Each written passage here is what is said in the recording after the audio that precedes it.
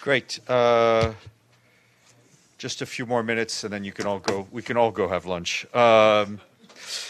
Just a few travel announcements. The Deputy Secretary General will leave for Addis Ababa to meet with senior government officials attending the African Union Summit in advance of the COP24 Conference of Parties meeting that is scheduled for Poland from the 3rd to the 14th of December. This is part of efforts to build momentum for climate action. She will also meet with the President, the Prime Minister of Ethiopia, and the UN country team during her visit.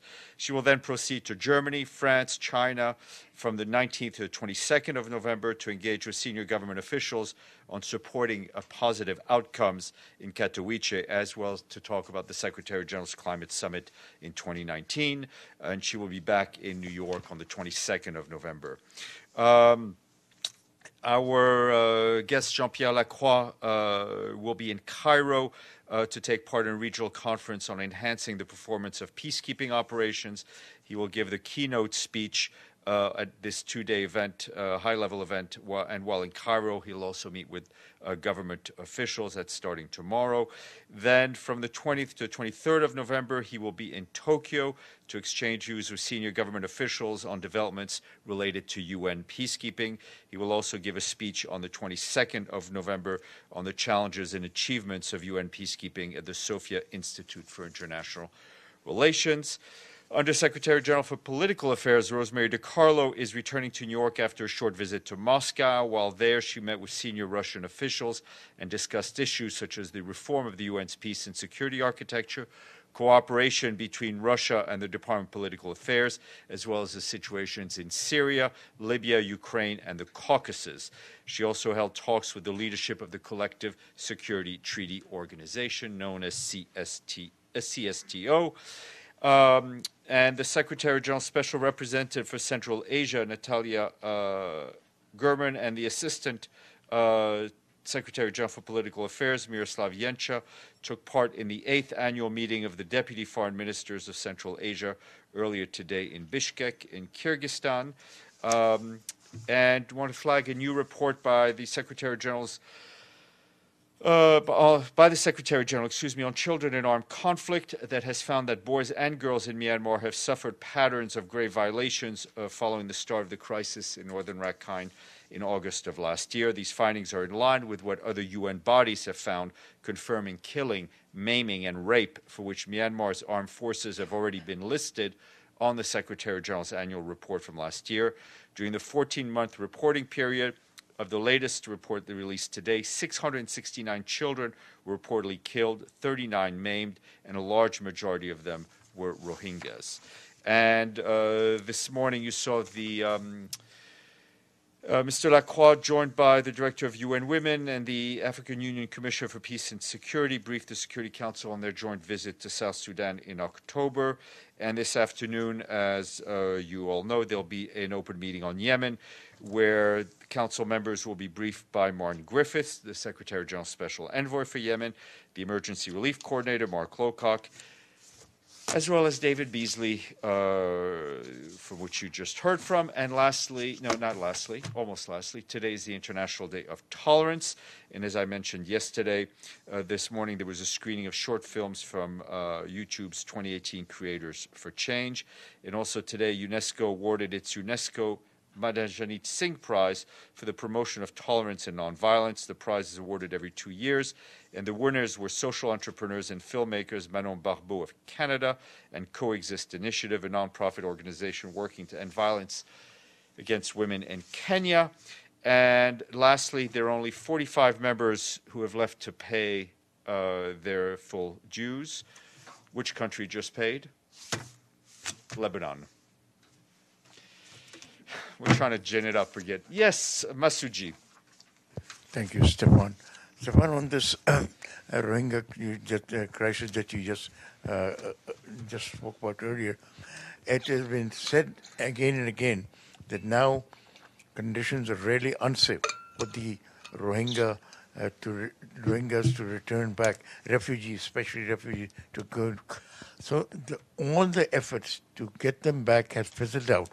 What is it that now can be done for them to either, stay where they are where they're obviously not wanted, like in Bangladesh and so forth. Well, India. obviously, we are continuing to provide as much humanitarian support as we can to them. The Bangladeshis, I think, have been extremely generous in welcoming close to 1 million people since August of 2017, which is truly a Herculean effort. They have welcomed them in what is already an impoverished part of a country that is facing its own development challenges. And obviously, our principled stance that refugees should not be forcibly returned and should only return in dignity to their place of choosing continues. So, my question is there thing being contemplated by the member states that you know of, that there's some sort of international criminal court should be proceeded against? I think there is, from our part, there is the fact-finding mission put forward by the UN Human Rights Council, and as for the International Criminal Court, that's a question targeted to them. Yes, ma'am. The retired UNICEF staffer who's being held in Iran. There are reports that his health is rapidly deteriorating, quite elderly. Has the Secretary General reached out to the government in Tehran recently, or does he have any plans to reach out to the government to appeal for his release on medical or humanitarian? We continue to express our concern about the health about his health, and we would call for his. We continue to call for his release. Yes, ma'am. As well. Stéphane, the GA voted on the Golan Heights resolution, and the Israeli ambassador is quoted to say that Israel will not withdraw from Golan Heights. What's the occupied Golan Heights? So, what's your comment on that? We're not going to comment on General Assembly votes. We continue to consider the Golan Heights occupied territory, and our position has not changed. But I'm asking to comment on not the vote, but the statement of the Israeli ambassador. A member state is saying that they are not going to... Our position is unchanged, as has been stated in reports of the by the Secretary General to the Security Council. Senor. Why is Golan Heights that you were unable to talk about it at all? Why? I just did, and the Secretary General reports about the Golan Heights regularly in his reports to the Security Council. Yes, ma'am. Last question. Yesterday you said a call for the UN to do an investigation of Khashoggi would have to come through a UN legislative body. What are you talking about? Which UN legislative body are you talking about? Well, there are a number of UN legislative bodies, whether it's the Security Council, the Human Rights Council. The point is that the Secretary General does not have the authority to do it without a mandate given to him by a legislative body. Is that the position of the Office of Legal Affairs then? He cannot do it. He couldn't do it on his own authority. The Secretary because General some legal experts say he can. The Secretary General told me just yesterday again that he cannot do this without a legal mandate. If you look at the case of Benazir Bhutto, as I recall, there was a specific request from a member state, which we have not received. And then there was, if I recall again properly, there was an exchange of letter with the Security Council, which gave him, I think, all the proper authority we felt we needed at the time.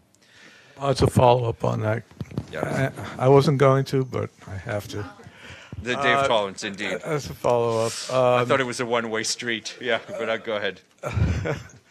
And I promise it'll be short. No, go ahead. Under, I believe it's Article 99, the Secretary General has the authority to make a recommendation to the Security Council. Is he considering recommending obtaining a legislative mandate from the Security Council to conduct an independent UN-led investigation? When there is something to be said on that front, we will let you know, but it is not something I'm aware of. Let's be yeah, tolerant, just- Dulcie. Go ahead. So a letter from Turkey would not be enough requesting an I'm not going to investigation. go. I think I've gone as far as I can go in terms of hypothetical. We have not received any official letter from a member state. Once a letter would be received, we'd obviously have to study the content of that letter. Thank you all. See you Monday? Indeed. Yeah.